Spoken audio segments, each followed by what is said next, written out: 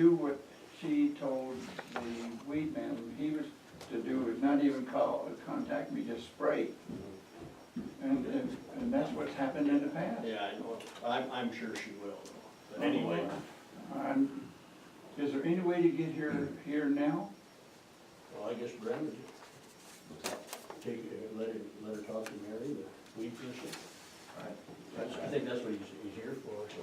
Yes, that's what I wanted. You wanna talk? Well, I can see if she'll talk. Yeah, she was there, I just saw her just there now. That's the other side. Austin Dam from the other side of the river. That's the Johnson.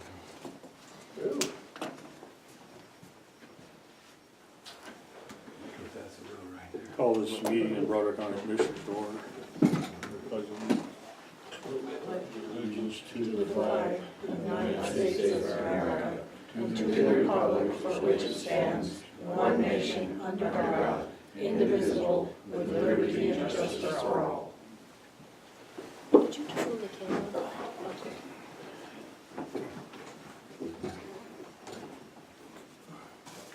Okay, to open the meeting up with public comment.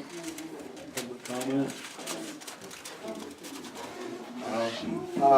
Yes.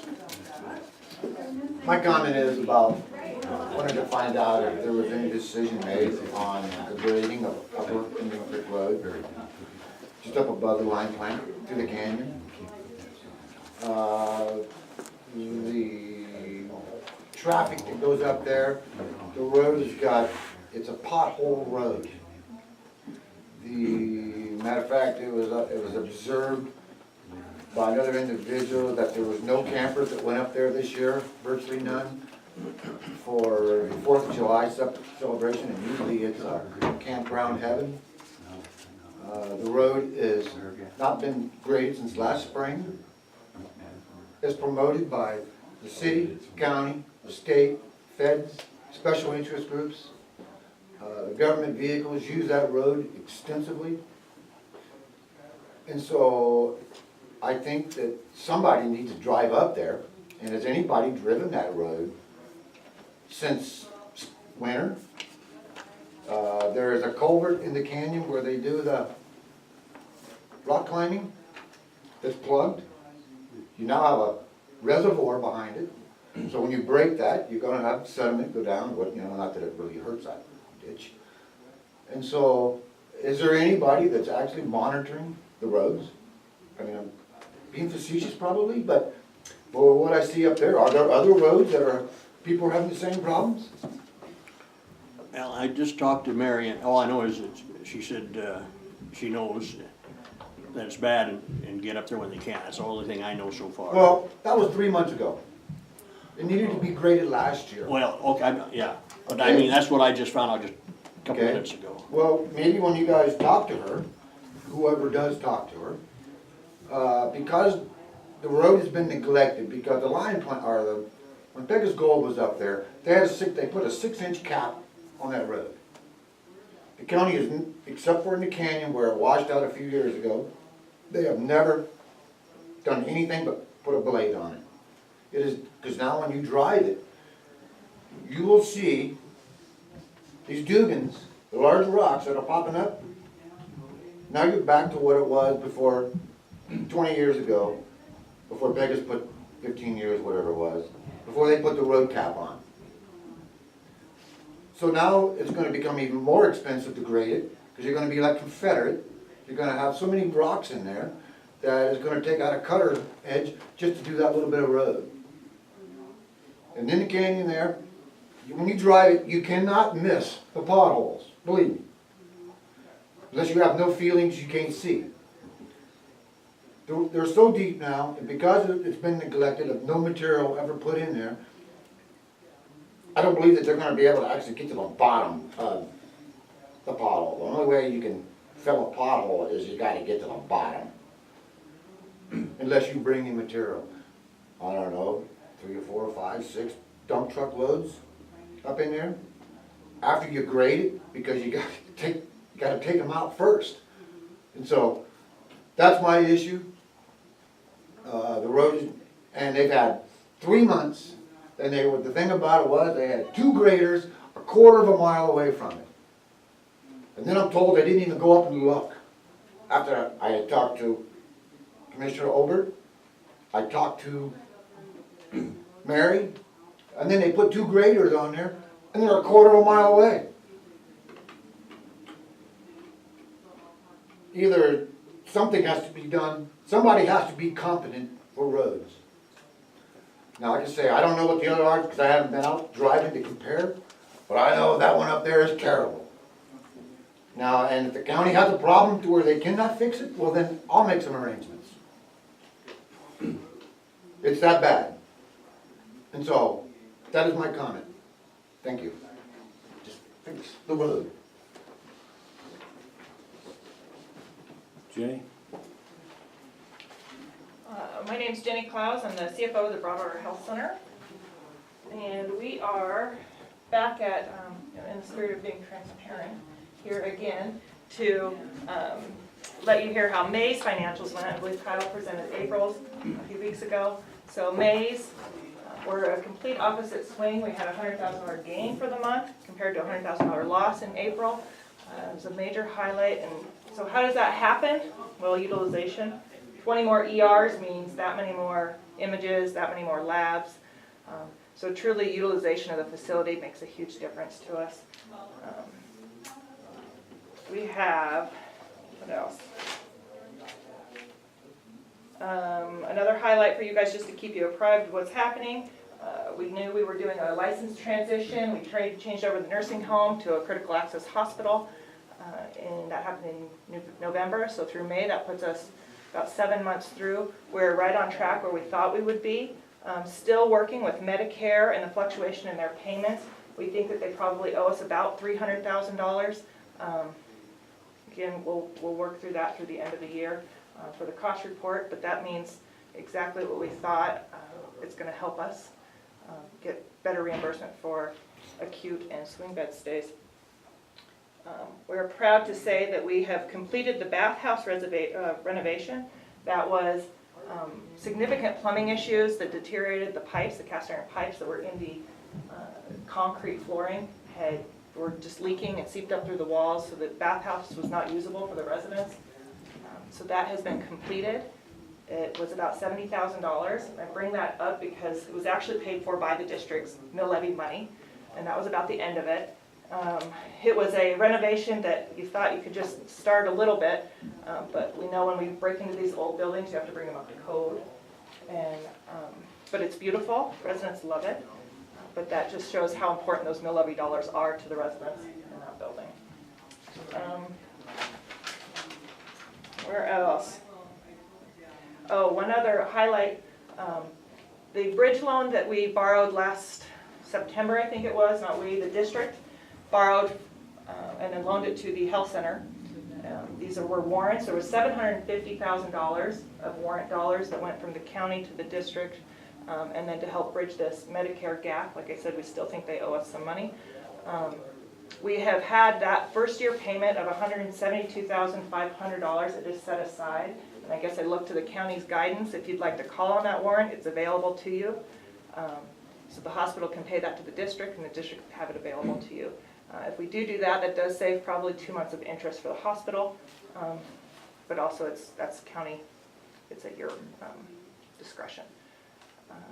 So that's set aside. We continue to work month to month.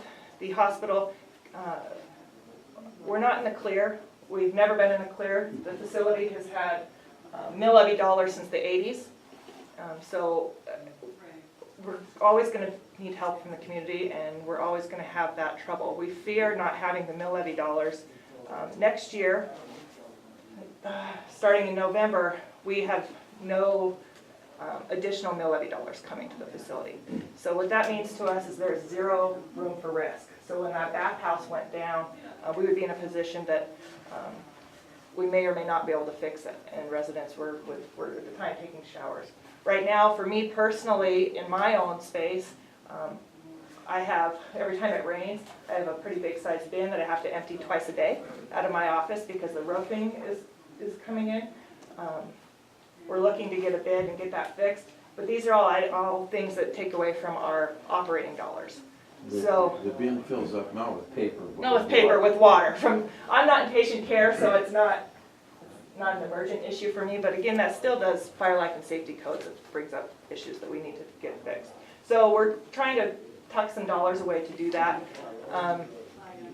Other things that we're looking at for the future, because we know that we're not gonna have that fund for at least a year, is not providing raises for the staff, or at least limiting it to a 1% instead of 3%, which we would like to do. So that 2% is probably about a $70,000 difference on our expenses. And then, of course, we're fine-combing through our billing and collecting procedures, just to see if, try to get more dollars in the door faster, and to build up that cushion. So those are some of the major highlights for the hospital at this point, a month later. Feel free to ask any questions. Thank you. I have a couple, if I may. I know that one of the things that you've been doing at the hospital, and I guess I'm looking for you to add some flavor to this, but you've been able to keep a lot more people here before shipping them out. And I commend you for that, because anybody knows you're gonna heal a lot faster if you're with family and friends, plus the caliber of care that THC gives.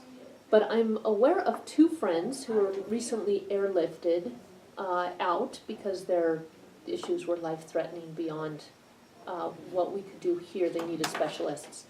One was $56,000 one-way ticket. The other one was $42,000 one-way ticket. Can you speak to that? To the finances on that? Right. I mean, the benefits of having a hospital and saving $56,000 for someone who has a life-threatening illness, and the importance of getting stabilized here before hitting the helicopter. Certainly is a life or death instance at that point, had they not had that opportunity to fly out, and they may or may not have made it. I can't speak to the clinical condition because I don't know the patients personally or the people you're speaking of. But yeah, from a dollar aspect, it, I don't even. Well, I think the real point is the change in utilization from April to May is really a $100,000 margin. And many of those, much of that change was inpatient hospital patients that didn't have to be transferred out. We're taking steps probably in the next 3 months to have one of the best CT scanners in the state of Montana working out of our hospital, so there won't be any question whether or not a CT scan is done here, and that's done through a grant. But the foundation was laid 5 years ago when people offered up dollars to make the CT possible and the housing of the CT possible. Another thing that we're looking at is we'll have a board-certified ER physician available telemedicine-wise. So that will give us another set of eyes working with our providers as a team in determining what's the best care, whether that patient should be transferred or not. But it is, even a ground transport is $10,000 to $15,000. So it's a huge savings to an individual. But the neat thing about the transport is most of the time we get that patient back for skilled rehabilitation care. And that's huge. We're working out a partnership right now with Bozeman Health and the Mayo Clinic to ensure that patients that we take for skilled care have the highest services available to them. We have speech therapy, occupational therapy, physical therapy, but many times a stroke patient or a burn patient needs a lot of aftercare. And the skilled facility that we have provides that. So, 1, 2, or 3 more patients a month make a big difference. And so Jenny's right, we'll probably always need mill levy dollars to support the hospital, but at the other side of this, if we had an increase of 15 to 20% utilization of the facility, that would make a big difference.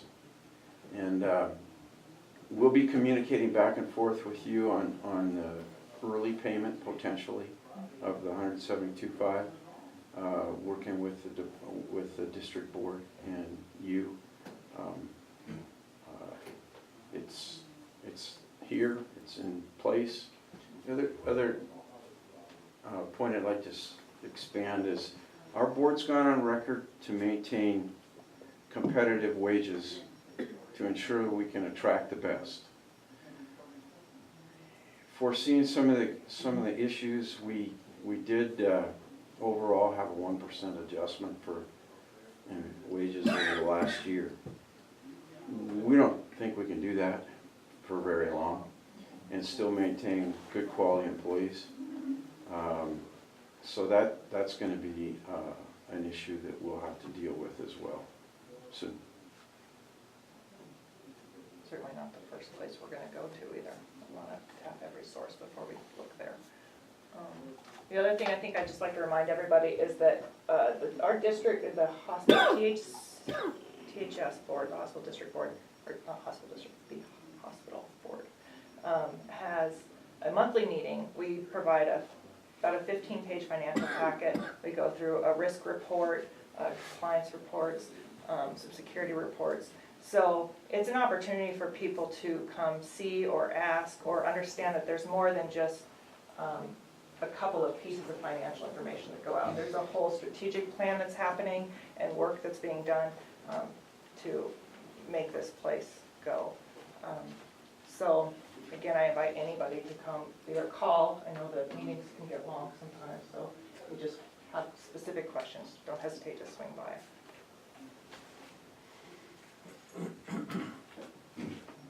Thank you. Thank you. Thank you. Any other public comment? Nicole? I have some county board appointments I would like you to consider. I know this is a standing item on your agenda, so if this is not the appropriate time, I can come back. No, you're okay. Okay. I have a vacancy on the recreation board, and I have a letter of interest from Ross Johnson. I also received an email from Commissioner Obert stating that Philip Knob was interested, but I have not received correspondence from Philip directly. So I suppose you'd have to make a decision on which one of those individuals you would like to pick for that vacancy. We do have a vacancy on the recreation board. And it is the county position, just to update everyone on how the recreation board is structured. There are 2 city nominees, or city appointees, if you will, 2 county and 1 at large. So this is a county vacancy for the recreation board. So we've got Ross Johnson and Philip Knob, and then I have a vacancy on the solid waste board and a letter of interest from Frank Davis.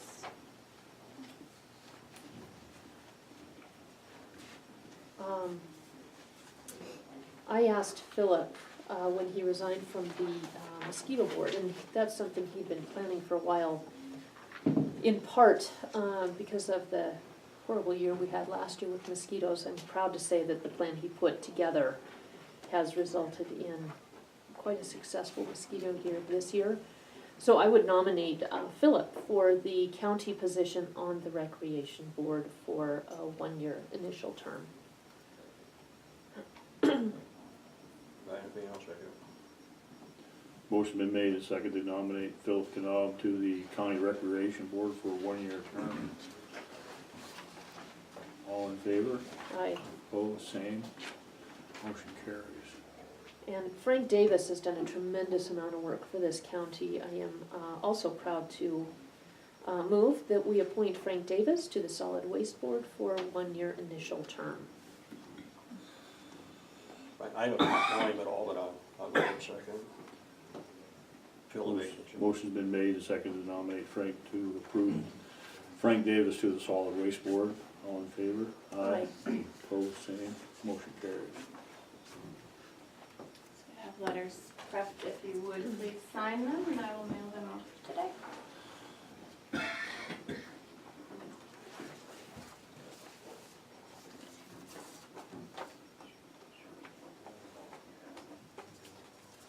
Thanks, Nicole. Thank you. And the recreation board is scheduled to meet tomorrow morning at 7 a.m. Just to let you know. So I don't know that Philip will be Is prepared. that here? It's actually, we have been meeting in the back room of the Mint. Well, our last meeting was the back room of the Mint, just because it is early.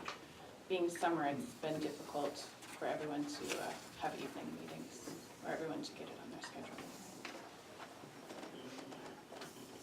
Do you need copies of these letters?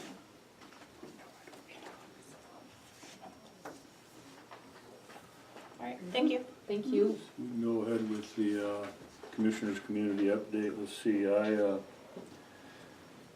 went through the Tossin Dam Road a couple times, looking at it, and I met down there with BLM and Mike Conkey and DNRC. Also had a meeting with Lewis and Clark County Solid Waste Management proposition on the interlocal agreement.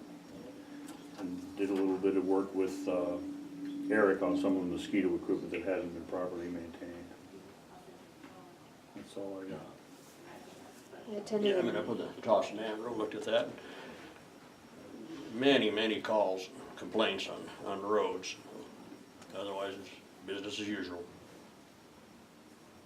I also toured some roads and attended a number of community meetings and Board of Crime Control. Got a lot of grants coming out right now and very short turnaround time. That's it. And I would add in regards, the individual that I met, that we talked with from Lewis and Clark County, is also the Public Works Director for Lewis and Clark County, and as in a lot of counties, including ours, he says his county's 2 months behind on road maintenance, and they don't really figure on getting back on schedule before the year's over. So we're not, everybody's in the same boat that we are. Yes. Did Border Control get the burn money? Get what? The burn money? Oh, yeah. Okay. Yep, that has been allocated as it was prescribed. So, yeah, our drug task force is funded. Perfect. Yeah. I saw something that came out that they were gonna do it, I just didn't know they actually.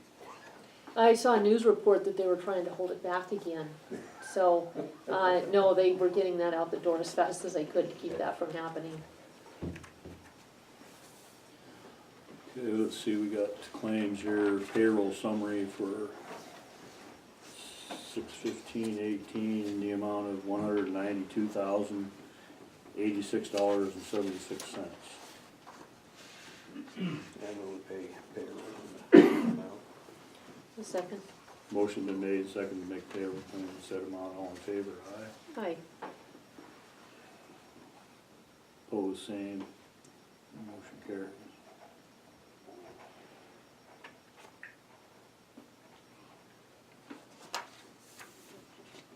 Another payroll for 6/29/18, the amount of $178,191.59.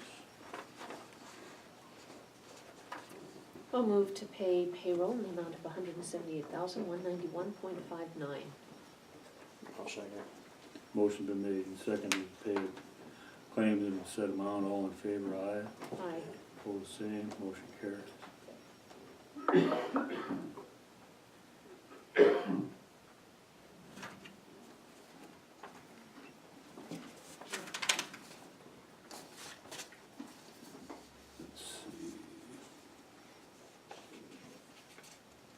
Counting memos from postage meter, Clearfly telephone charges.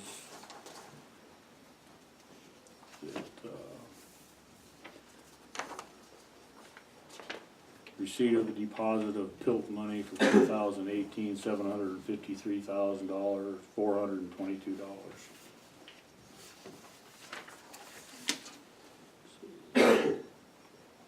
See, several magazine communications here that are available. Also need a approval of the minutes for July 2nd, 2018. I'll move to approve as submitted. I'll second. Motion been made, second to approve minutes of July 2nd, 2018. All in favor, aye. Aye. Opposed, same. Motion carries.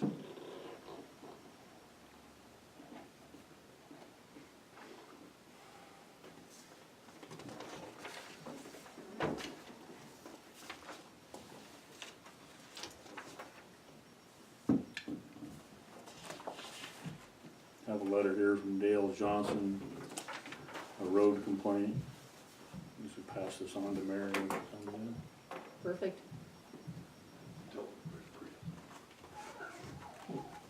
They finally got it.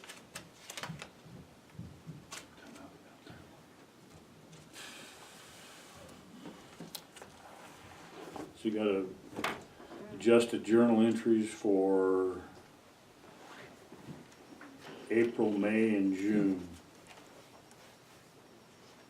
I think everybody's seen these. I would request that we just do April and May. Doug has asked us to hold off on the previous month until he's able to balance, which isn't usually done till the 10th. But I did see that you and I both signed all those, Mike, so I would move to approve the adjusted journal entries for both April and May 2018. I'll second.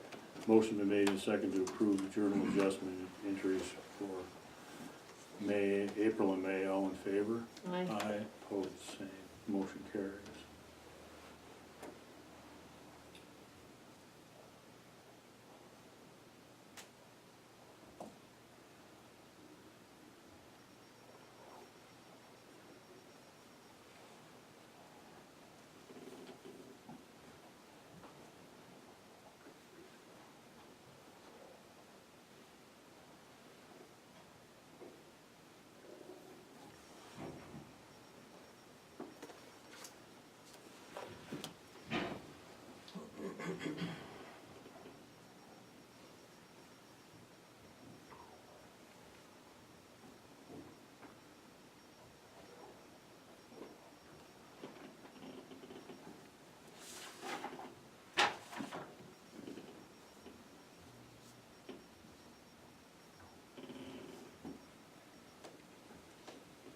Mr. Burns is he coming in at 10:30, do we know?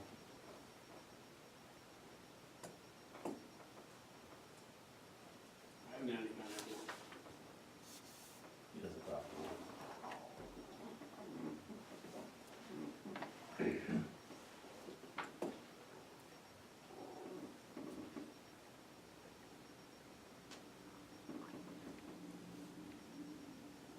Anybody have anything for short discussion here while we're waiting for the 10:30? Mike? I do. Several weeks ago, probably a month ago, we talked about a second propane tank up on the hill, the Limestone Hills. Montana DES had some EMPG money and some emergency management performance grant money left over, and we applied for it, and we got an award. We got an award of $2,722, and we have to manage that. And I proposed taking that from the interoperability CIP for a total project of 5,444. And we have their obligating document, all the terms, like on all of our grants, you know, you gotta do hatch act, you gotta do, can't lobby, you can't do this, you can't do that. Age discrimination, Americans with Disability Act, et cetera, et cetera, et cetera. There's a place for you to sign right here, put your name, and a place for me to sign. I'll need spending authority for the commission, both for federal funds and also for the match. I will move to, first of all, congratulations, nicely done. I will move to give you spending authority and also to transfer the match of $2,722 from the interoperability communication CIP number 4003. I'll second. Motion been made and seconded to approve spending authority and to transfer $2,720 match for the grant for propane for the emergency services. All in favor? Aye. Opposed, same. Motion carries. I'll put out requests for proposals or bids with our two vendors in town, AmeriGas and Madison River. And I think they've both been to the site, looked it over, both are interested. And then we will have them installed. We have to have this done before September 30th. And this fund, the tank will be filled, part of the project. They have to pressurize everything, it'll be filled. After that, we have two tanks up there then, two 1,000 gallon tanks. And hopefully we won't run out of propane again. Right. Thank you very much, Commissioner.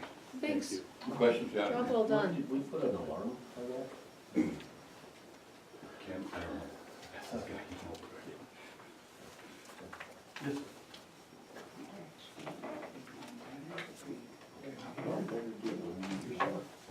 So far, so. He's gone for long.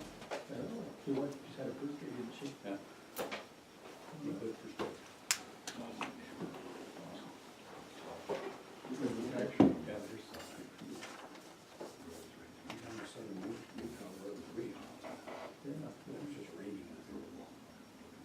Came back just in time for the heat wave, so.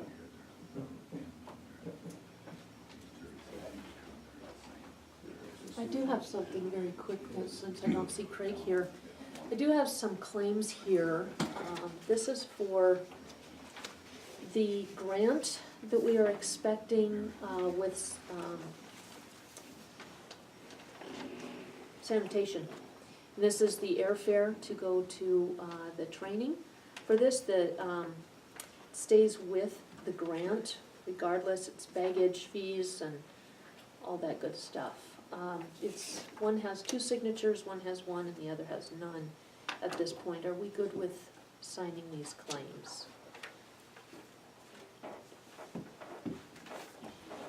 As long as Julie did, and I think this is important for the minutes, Julie did confirm that the fact that this employee traveled to take care of the training for this grant stays with the county, then I'm good with signing.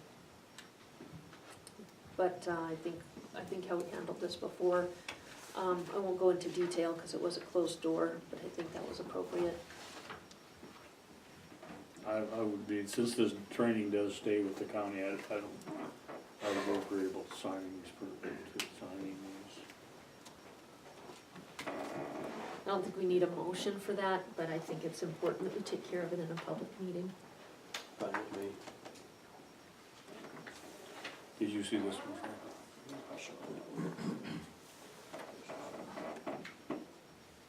And all of that will be reimbursed by the grant.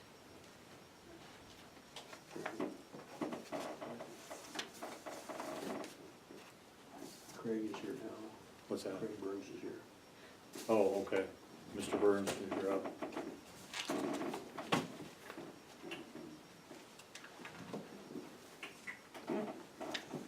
Yeah, well, thank you for having me today. Can't say that I was quite ready for this. I was more thinking I was gonna get a little bit more of a personal meeting with Laura. But I don't mind bringing some of these issues that I've kind of had with this.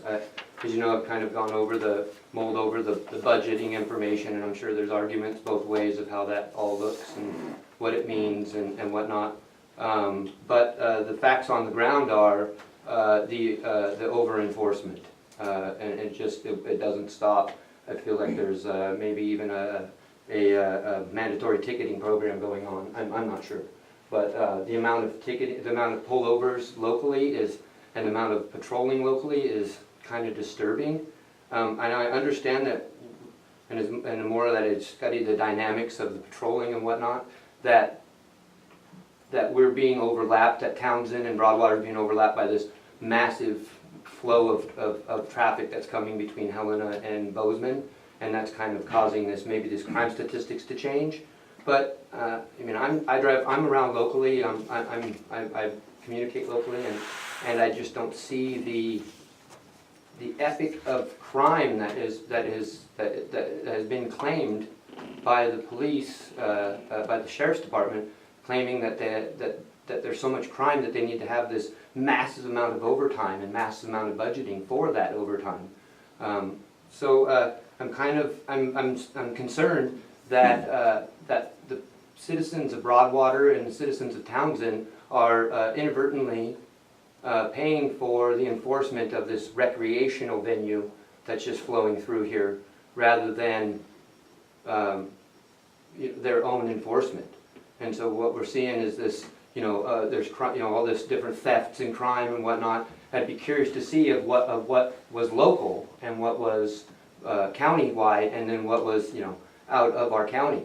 And I'm sure that we could do that with stops and and whatnot, is do a recording of what is actual local traffic and local crime, and what is this crime that's coming in, this crime wave. Because the federal statistics, or federal census says that Broadwater has only increased 4.6%. Now that might not be true because there's a bunch of growth, but there's also a lot of empty houses in Townsend as well. So as some houses go up, other houses go for sale. So we haven't had this giant increase that meets the giant statistical increase in the sheriff's budget and in the county attorney's budget in processing those tickets. You know, if we're having so many tickets that we can't control that, maybe instead of having this saturation of enforcement over the whole county, we have a saturation of enforcement over certain areas. And certain portions of the county, you know, certain portions of the sheriff are responsible for the actual recreational venues that are coming through here separately. We all know that the state is going to redo this road soon, and it's going to be, you know, a quite a bit bigger road. And that's just going to make more people come through here. And if we don't know the difference between who's being, you know, arrested locally and those who are being arrested from out of county, it's hard to tell where we're spending our money. Are we spending our money on locals? Is local tax money being spent on local people, or is it being spent on all of the recreational people that are coming into the county, driving over to our lake, costing the county, you know, hundreds of thousands of dollars in services, and then leaving? What's the benefit of that? What is the benefit of that to all the citizens if we're the ones paying for that? And then there's this on top of it, a saturation of looking for crime, because there is a huge venue of crime with this recreation venue that comes through here. And I think it's being mistaken by the sheriff's department as that's the whole county, that we've broken out into crime, and we just haven't. We're not. We're a very peaceful county. And unless you get people riled up and, you know, start messing with families, which is where a lot of these issues have stemmed from, is going into the family unit. So on top of over-enforcement, then we go into the family units and we disturb the family units. There doesn't seem to be any protocol for disturbing family units. Information for CPS. Still not presented? We haven't called us back. So, but that's the answer to. That's the answer. I say, hey, can I get the statistics for CPS interactions with the sheriff? That's the answer. That's not an answer. These are our kids. We deal with this as parents. And when we have to interact with the sheriff or CPS, we should get a fair run at it.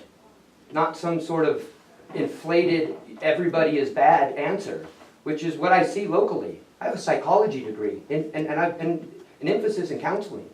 And specifically, this is what this is about, is destroying people's lives through over-enforcement. Okay, now, enforcing, that's fine. But going overboard and literally being an abrasive force on the community doesn't help your name, it doesn't help the community.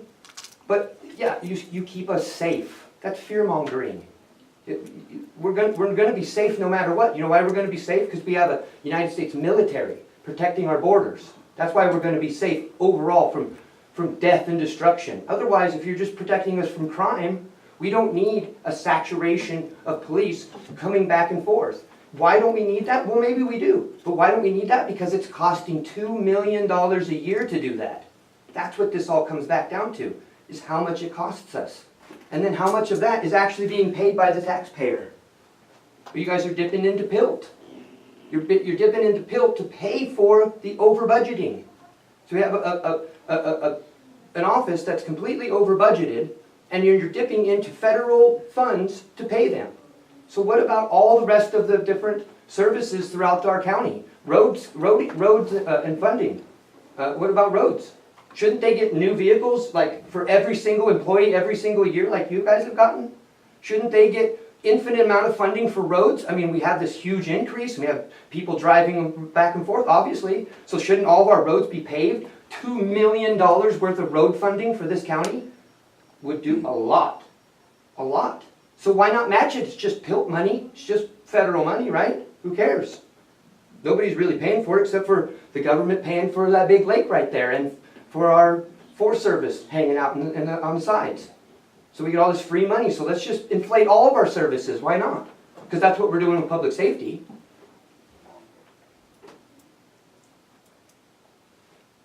So I've been attacked from all sides with you guys, and I'm kind of at the end of this. I'm not gonna come back and preach and talk to you guys anymore about this, because I would expect you guys to fix it. And you haven't fixed it, and for 2 years I've been saying, hey, your budget is just skyrocketing with no cause. And you guys have attacked me personally by going through an investigation that violated my due process rights. Going through an investigation is not illegal, but due process is. Okay? And 6 months without my children is unexcusable. And if I'm one person that went through that, I'm willing to bet there's other people who have gone through that. In fact, I know local people who have gone through that, have been separated from their children, separated from their family, with no proper unification program through CPS. Because you guys don't have a relationship with CPS. You just go into people's families and you don't have a relationship with them. You call them right now, you say, hey, can I get some statistics from you? Nope. So there's got to be a concession with the local police and the locals. Like this over-enforcement thing's got to stop. 30 seconds out of my driveway for one headlight. That's what happened, a month ago. Been driving into town, same one headlight, because I hit a deer this winter. And I drive down, and Sergeant Buck says, well, you got one headlight. Yeah, you're right, you got me. I do have one headlight, and that is against the law. Right? So I'm driving down the road, and there's one headlights everywhere. Okay? Well, I'm not complaining, what about those guys? I'm assuming you guys pulled every single one of them over. So if you pulled every single one headlight over in the entire county, every single person who goes from Bozeman, from Butte to Helena, with one headlight, you pulled them all over, that's a lot of pullovers. And if that's part of your pullover statistics, it's kind of skewing it. Because that's not really a pullover. It's really a gripe. Otherwise, why wouldn't the Highway Patrol be pulling them over when they were on the interstate? Why wouldn't their local patrol be pulling them over? So, I don't understand the lopsidedness in enforcement with the locals and with this huge increase in crime. That's what I would really like to be just considered. Honestly, it's a big issue, and it's a big issue with the community. And it's caused the community to separate because of that. Because there's this one side that feels like crime should just be, like we should just be patrolling everything, looking and creeping in every corner looking for it. And there's the other side that says that we should wait for it to happen. Yeah, that's conservatism. It is. It's called self-policing. I know. And just from your faces, the argument is exactly what this is the difference between country and city.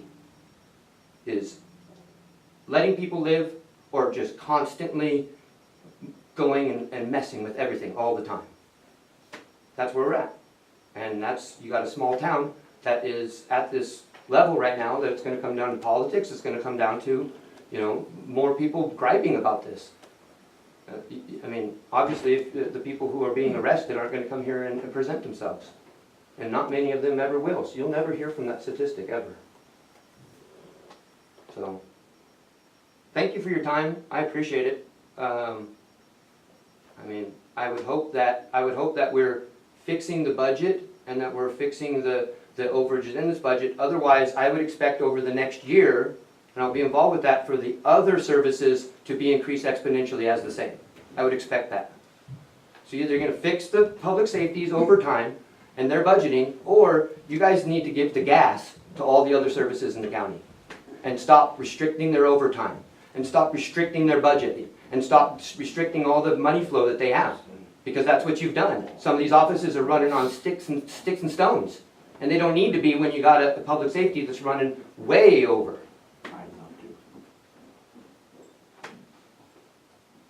Thank you.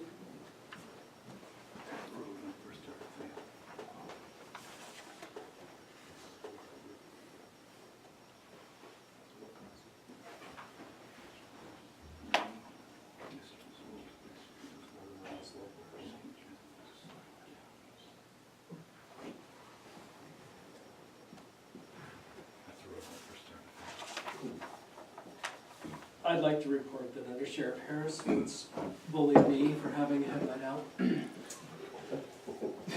I got it fixed. And me too, but I got it fixed. I think I stopped you for a headlight. Just so we're clear, a headlight is an $85 citation, 619203 is what the code is. It's 3 points in your driver's record. So any equipment violation, even your license plate lamp, is 3 points on your driver's record, which obviously affects people's insurance. We stop and we tell them to get it fixed. So it's pretty simple. I've only written one headlight ticket in 22 years. It doesn't happen very often. Just so we're clear, the law, I didn't write the law, I just enforce it, so.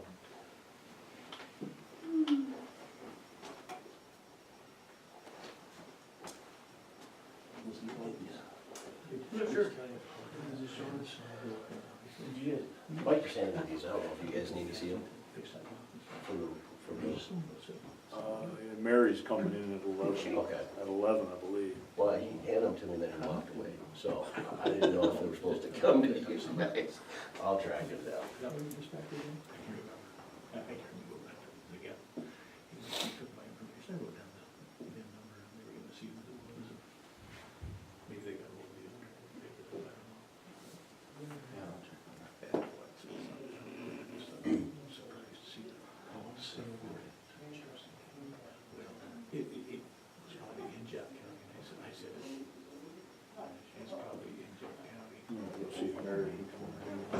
That'd be great, yeah.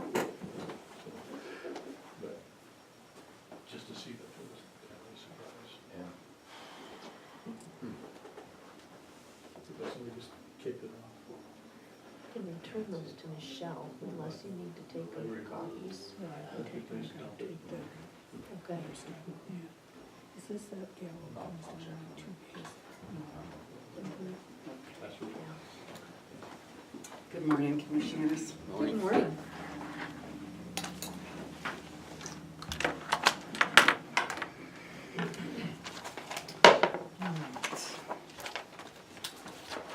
So, an update on road solid waste and weeds and mosquitoes. So, as you know, our new weed and mosquito coordinator started today. Pretty excited about that. We have been able to cover, to maintain everything that we were doing for both programs. Had Eric and Cole go out and spray in the evenings with Nigel. Nigel's still doing what he was doing, and he comes in on Sundays, Tuesdays, and Thursdays. So on those days, I have Eric and Cole rotating, and Nigel takes one direction north of town, and we take a direction south of town to spray. So we have actually been pretty successful in maintaining control of the mosquitoes. I have not received any complaints on that. And as far as weeds, Chris has been managing weeds right now, and my plan is to take our new weed coordinator out there so that she can coordinate with Chris on what needs to be done. And then Forest Service and BLM are planning on doing the helicopter spray in the Elkhorns on Thursday. I am honestly not specific of, I'm not sure of the specific area that they're going to do that. But they're going to be using the Rocky Mountain Elk Foundation grant money for that. So I'm making an assumption that it's in the Iron Mask Ranch area there. Solid waste. I had a report this morning that our tonnage from June was the highest that it's ever been. They moved 575 tons to the landfill. The tires have all been covered. They've done a really great job of getting those waste tires covered out there. And they've kind of set the area up a little bit better so that when we do get tires coming in, they're not just strewn about. There is a specific spot that they're having those folks go to. So, And then we do have a huge burn pile out there. And we can't burn until after July 21st. That's when our air quality open burn permit is final, on the 21st. So if there's some good days in there to burn, we can do that. Otherwise, it's going to have to wait. I don't know what the weather's going to be. No idea. Might be too dry by then. And we have Nash Enterprises coming out on Friday to do a cleaning on the building. And once they're done with that, then we're going to pressure wash the floor of the transfer station. And one thing that I'm looking into right now is, then we have some cracks in the floor out there. They're not structural cracks, but I would like to get them filled in. So I'm looking at a product that we can fill those cracks in with, and then also if we can find something to seal the floor, to extend the life a little bit. It's pretty torn up. And then I'll be putting the vehicle counter out at Winston this afternoon. And I'm going to collect some vehicle counts from these container sites. Originally I was going to do it in 2-week increments, but if I collect a week's worth of data from the 4 that are in the county, we do already have data on the canister site here in town. So I'll be moving that every week to a different site to collect some data to see what kind of counts we're getting and when that is happening too. I'm curious about when people are using those sites. I talked to Solid Waste this morning and they pulled 4 loads out of Dry Gulch last week, which is pretty high. I think they normally, they may take 3 on a busy week. Apparently someone was doing some re-roofing out there, so they've been pretty busy. And then as far as roads, I think we're about 2 months behind on road maintenance right now. We have had, we had all the flooding this spring. We had the slump on Toston Dam Road. I did get some preliminary design plans for repairs from WWC, and it is what we talked about. It's acceptable. I need to, if that's the direction that we're going to go, I just need to have Sean order the geogrid that we're going to use for that repair. And then just need to make a decision as to whether or not we want our road crew to do the work or if we want to contract that out. And I did email Sean this morning and asked him for a cost estimate on those repairs if we had a third party do that. So hopefully I'll have that information later today from him. And then we had the washout up on Filson Road, Beaver Creek. We had one on Quarter Circle. So what's been happening is because we had so much precipitation, the guys would go out and grade the road. We'd get more rain, and they'd have to go out and regrade the road. So I think now, coming into the dry season, we have a pretty good schedule of roads that we're going to be working on. We're also going to start mowing, hopefully later this week. Start mowing the right-of-ways. And I did go down, when I was in Salt Lake last week, I did go visit MHL Systems. They have a scarifier system, and it's an attachment to the grader blade, and Lewis and Clark County uses that system right now.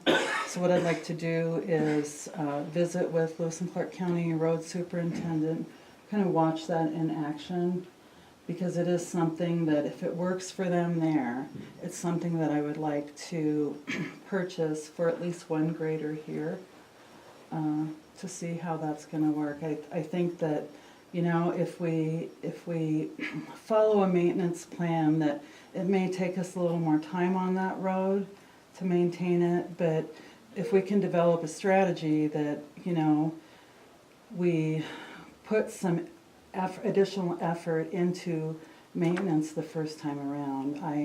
I think that, you know, we can get by with just grading these roads twice a year instead of having to go back, because we get the washboards in them. And let's see if there was anything else. The road crew is, I think they're doing a great job. Solid Waste is doing a great job. They've really cleaned up these container sites. Mike and Eric have been doing some mowing for us at these sites, and that helps.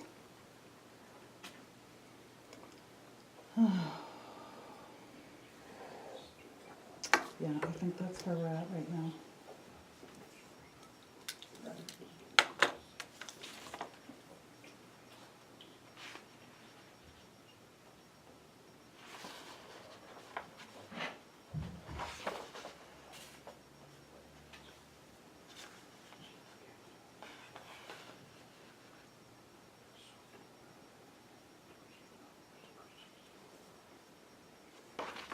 Do you have any I think questions? these cutter edges for these blades is a good idea, because now they're not doing it.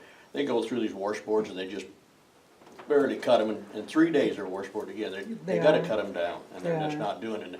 And with these blades, hopefully they'll. And that's what I wanna look at, because those blades will cut through that washboard. And they'll remove the washboard, and as long as they make the passes that they need to. One thing that I have been doing is I have been doing some research on the proper way to blade a road, and I'm putting together a gravel road maintenance plan right now, actually, that I'll present to them. And I wanna see how it works, and I know I'm probably gonna hear some grumbling, but that's okay. So, I wanna see how it works. Good idea, well needed, I'll say that. It is, and I understand people are. That's why they get so far behind on this stuff. Yes, and if we do a better job up front maintaining them in the spring, by the fall, hopefully they won't be too bad. So, but you can also use those scarifiers. They also have a system for blading winter roads also, blading the snow, that I'd like to look at. I'm not sure if Lewis and Clark County has that. I don't know where in Montana someone has that, but I had a really good conversation with him. I learned a lot when I was there. So.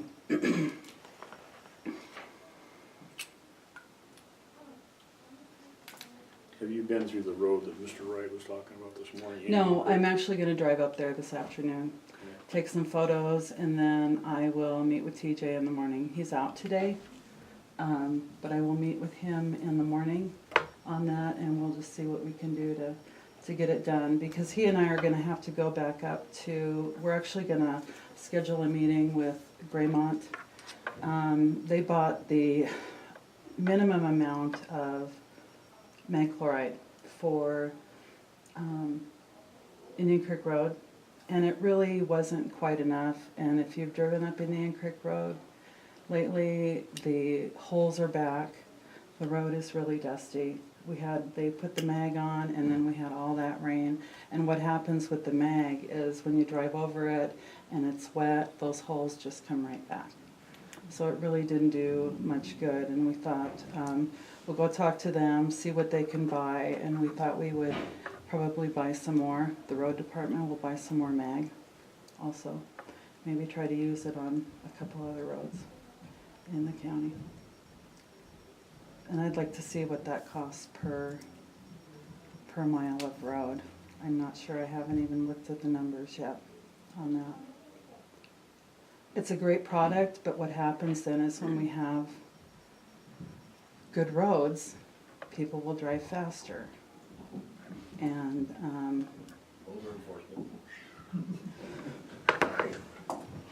at one point, I'd like to talk with the sheriff's department about, maybe if we have a resolution for the establishment of a county-wide speed limit on these gravel roads, if,